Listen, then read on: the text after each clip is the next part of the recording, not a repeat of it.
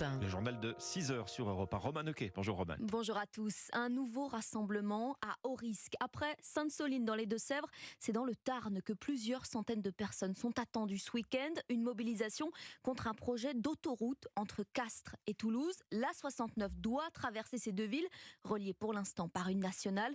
Le trajet serait réduit de 20 minutes à condition de détruire près de 300 hectares de terres agricoles.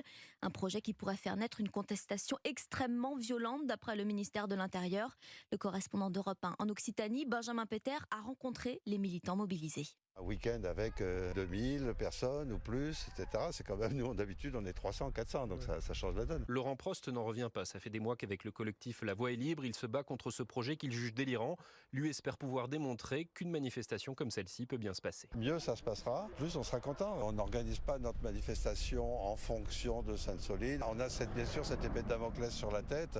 Et donc tout est organisé dans le sens d'être pacifique et ludique. Depuis quelques jours, d'autres militants comme Mathieu sont en train de les rejoindre. Il est membre de Dernière Rénovation et a aspergé de peinture orange le conseil régional mercredi pour dénoncer ce projet d'A69. Pour lui, la violence ne viendra pas des manifestants. On est en train d'adapter nos actions à la violence de la répression. À la portée des coups, ça me fait pas peur. Si je souffre pendant un quart d'heure, j'ai pas peur de ça. Là, maintenant, je suis fier de m'être levé, d'avoir fait quelque chose. Alors depuis hier, au camp de Seix, qui doit accueillir le rassemblement, des véhicules immatriculés dans toute la France commencent à arriver. On installe des tentes, un grand chapiteau. Une manifestation sur un parcours de 12 km s'élancera demain en début d'après-midi. Reportage de Benjamin Péter, correspondant d'Europe 1 en Occitanie.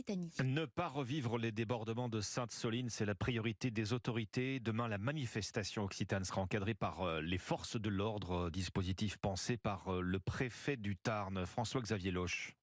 Nous avons 800 gendarmes qui seront mobilisés dans le Tarn, près de 80 sapeurs-pompiers sur le dispositif de secours sur les 3 jours. J'ai interdit certaines zones à la manifestation avec un dispositif de sécurité important, mais que je souhaite être discret si, comme les organisateurs l'ont annoncé, cette manifestation est familiale et pacifique. On n'est pas dans le Tarn dans la même situation que Sainte-Soline. L'opposition à ce projet d'autoroute, elle a regroupé jusqu'à présent un maximum de 400 personnes. Le risque, c'est qu'effectivement, ces personnes soient rejointes par des personnes d'autres départements pour lesquels, d'ailleurs, ce projet qui est très souhaité dans le sud du Tarn n'est qu'un prétexte. On verra bien. Nous ne tolérerons pas les débordements et la situation est tout à fait pris au sérieux. À ce stade, on attend 1500 personnes. Le préfet du Tarn, François-Xavier Loche, il répondait à Maï-Hélène Trémollet pour Europe 1.